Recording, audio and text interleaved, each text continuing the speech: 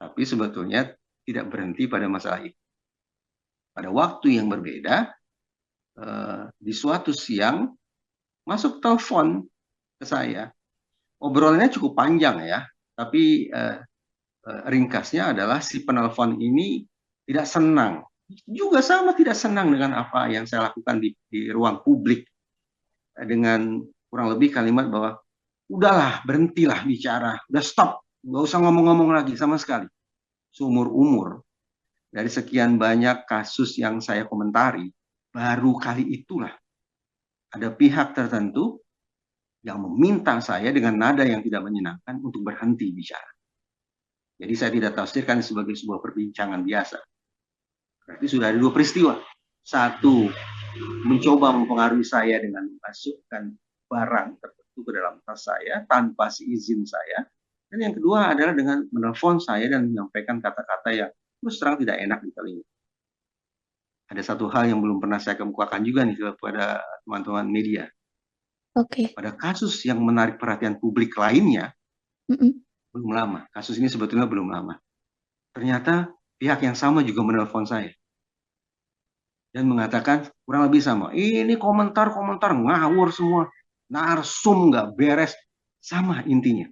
Dia meminta saya untuk berhenti. Dengan nada yang menurut saya arogan gitu. Sampai kemudian saya menarik simpulan. Setiap kali orang ini menelpon saya, pasti ada kejanggalan. Pasti ada kejanggalan. Jangan salahkan saya loh ya untuk menarik simpulan semacam itu. Salahkan diri dia sendiri kenapa dia menelpon saya setiap kali ada kasus-kasus yang menarik perhatian publik dan terendus kurang sedap dalam persepsi masyarakat.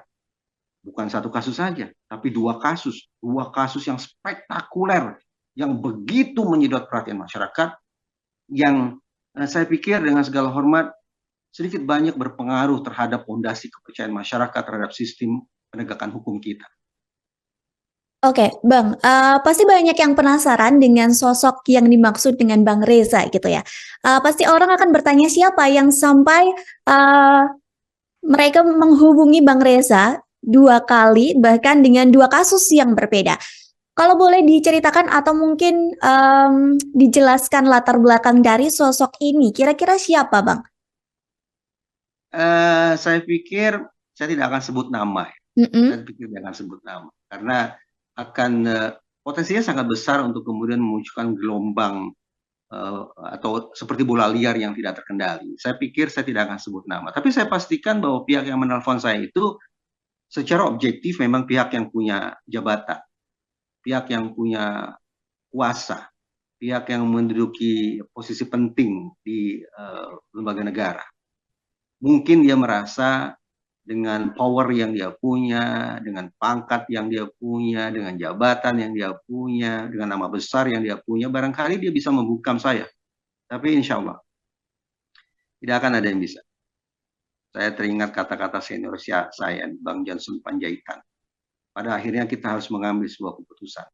Bicara. Dan saya memang memutuskan untuk bicara.